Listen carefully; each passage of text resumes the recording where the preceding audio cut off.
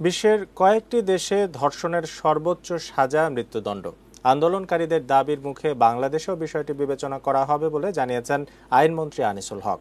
ধর্ষণের শাস্তি মৃত্যুদণ্ড করার বিষয়ে একমত মহিলা ও শিশু বিষয়ক প্রতিমন্ত্রীও।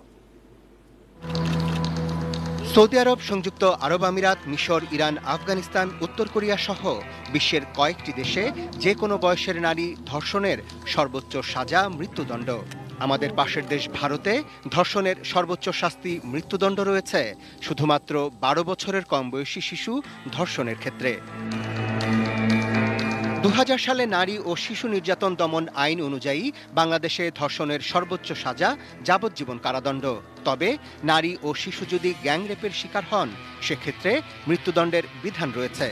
এছাড়াও ১৬ বছরের কম বয়সের যে কোনো নারীর সম্মতি নিয়েও যৌনসঙ্গম ধর্ষণ বলে বিবেচনা করা হয়েছে এই আইনে।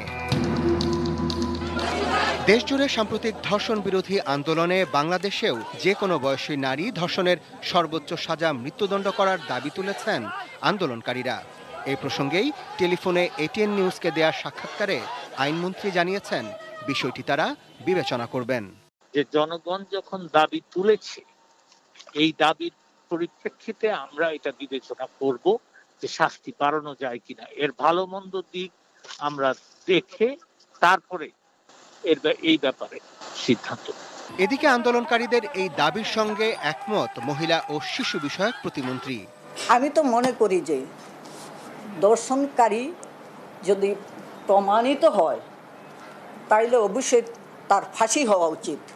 তবে আন্দোলনকারীরা সরকারের পদত্যাগ দাবি করায় ধর্ষণ বিরোধী আন্দোলনের মূল মোটিভ নিয়েও সন্দিহান মন্ত্রিপরিষদের অনেক সদস্য। তারা বলছেন শান্তিপূর্ণ ও যৌক্তিক যে কোনো আন্দোলনকেই বর্তমান সরকার স্বাগত জানিয়ে আসছে। আমি তাদের সাথে একাত্মতা ঘোষণা করি, কিন্তু এই আন্দোলনের পিছনে যাতে অন্য কোনো উদ্দেশ্য না থাকে। Arafat Siddiqui, ATN news, Dhaka.